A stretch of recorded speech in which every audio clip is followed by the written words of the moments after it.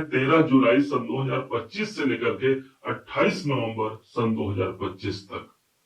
सच कहा जाए तो इस ब्रह्मांड के एक ऐसे ऑडिटर हैं शनिदेव, जो पूरे एक साल में एक बार वक्री जरूर होते हैं और वास्तव में इस समय पर ये वक्री अवस्था पर आकर के एक ऑडिट के कार्य पर संलग्न हो जाते हैं। अर्थात कर्मों का लेखा जोखा सबसे ज्यादा मजबूती से इस समय पर यही शनिदेव करते हैं, जो कि न्याय के देवता हैं। यदि हमने सत्कर्म किया है तो इसका परिणाम कई गुना शुभ मिलेगा, और यदि बुरा कार्य किया है तो इसका परिणाम कई गुना बढ़ सकता है। यदि आपने अपने आंसुओं को छुपा करके भी संसार के समक्ष यदि मुस्कुराया है, तो यकीन मानिए ये समय सिर्फ और सिर्फ आपका होगा। कर्म प्रधान विश्व रचि राखा, जो जस करे सो तस फल चाखा। इस समय पर शनिदेव चेष्टा बल की वृद्धि को प्राप्त करेंगे। यही वो शनिदेव है जो 3 गुना अपने प्रभाव को बढ़ा देंगे। अच्छा हो तो भी 3 गुना और बुरा हो तो भी 3 गुना इनके प्रभाव में वृद्धि हो जाएगी। एक ऐसा समय जहां पर कर्मों की पुनरावृत्ति का ये समय है।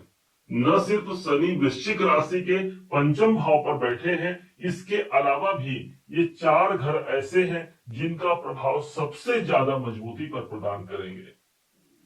समझिएगा, जानिएगा कि वास्तव में शनि वक्रत्व अवस्था पर आकर के आपके जीवन में कौन परिणाम देने जा रहे हैं। 5वें घर पर शनिदेव वक्री हैं और इस कारण से हमको ये ध्यान रखना होगा कि संतान के लिए जो हमारा कर्तव्य है वो इस समय पर पूरे होने जा रहे हैं, क्योंकि शनि हमारा कर्म है और पंचम भाव हमारे संतान का होता है। हमारे जो कर्म है उसको सबसे ज्यादा इस समय पर न सिर्फ मेहनत की आवश्यकता है, बल्कि मनसा वाचा कर्मणा हमको काम करने की आवश्यकता है। पंचम भाव हमारे मन मस्तिष्क का होता है।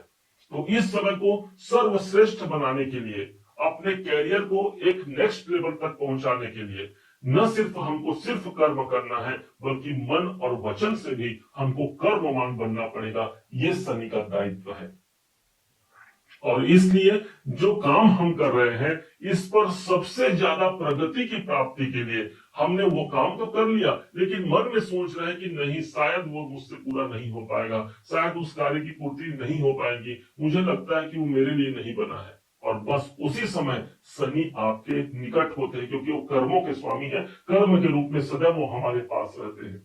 जब ये कहते हैं, जब सामने वाले को ये उनके अंदर कॉन्फिडेंस नहीं है कि इसका काम हो जाएगा, तो मैं भला कैसे उसे काम करके दे पाता हूं।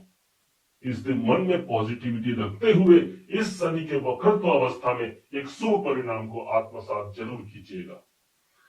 पंचम भाव पर है क्रिएटिविटी संबंधी यदि आप काम करते हैं, शेयर मार्केट से जुड़े हुए यदि आप कार्य करते हैं, तो ये घर आपका साथ देगा, आपका समर्थन करेगा, आपको लाभ के मार्ग तक प्रशस्त कराएगा।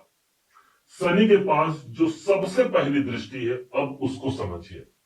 प्रथम दृष्टि इनकी पड़ती है सप्तम भाव पर। शनि पंचम भाव पर बैठे हैं, सप्तम भाव पर दृष्टि दे रहे हैं। पंचम भाव प्रेम का, सप्तम भाव विवाह का। तो जो लोग प्रेम विवाह करना चाहते हैं, इन 4 महीने 15 दिनों तक जो न्याय चक्र होगा, जो कर्मों का न्याय चक्र है वास्तव में, वो इस समय पर प्रेम विवाह के कार्य को पूरा करा सकता है।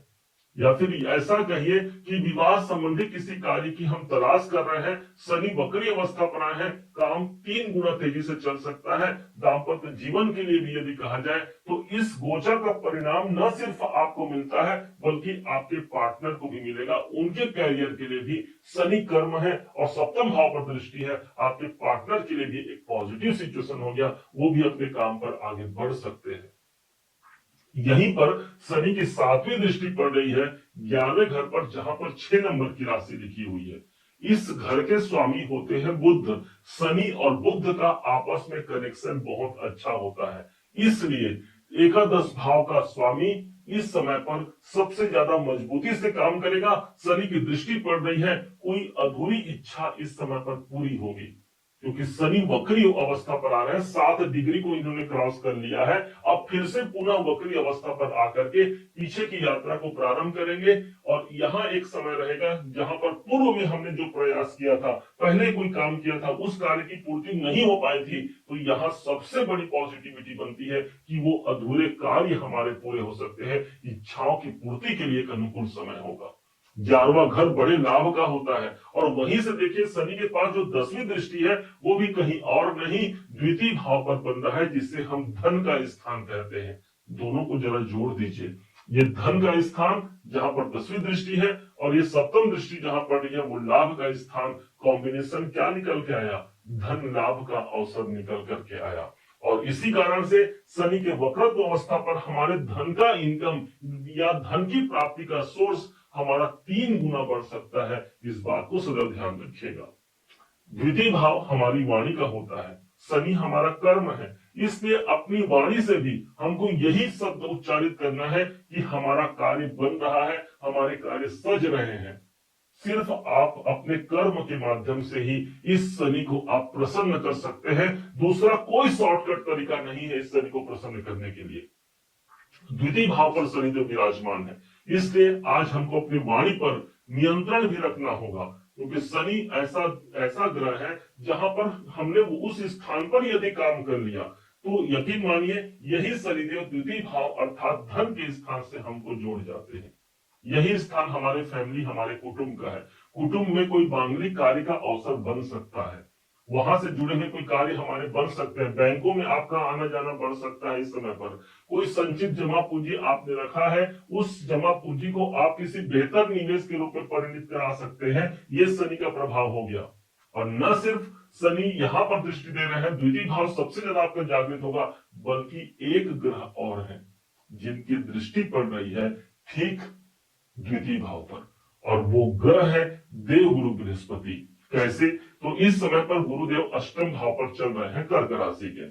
द्विगोचर सिद्धांत के अनुसार जिस घर पर शनि और गुरु का प्रभाव एक संग मिल जाए वो घर सबसे ज्यादा एक्टिवेट हो जाता है।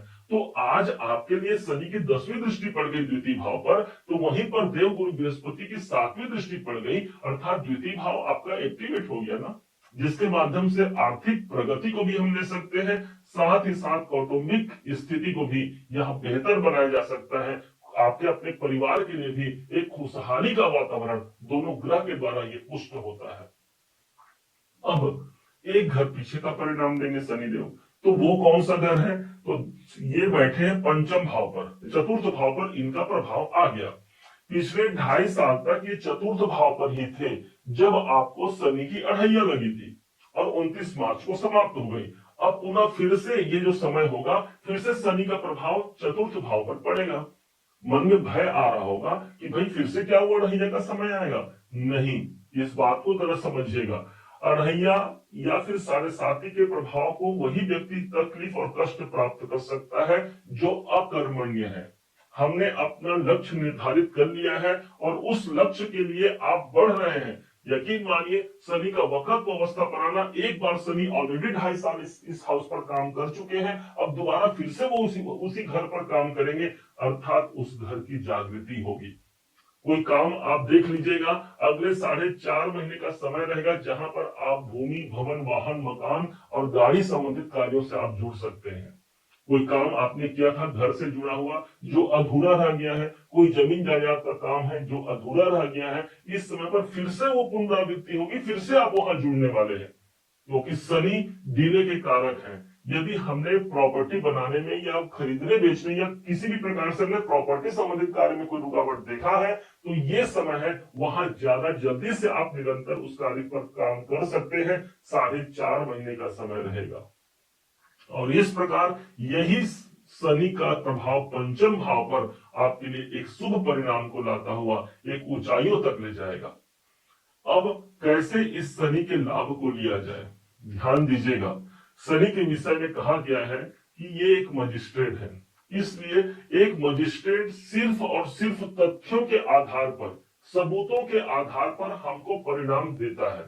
किसी मजिस्ट्रेट के लिए कोई घूस नहीं चलता, कोई शॉर्टकट तरीका नहीं चलता।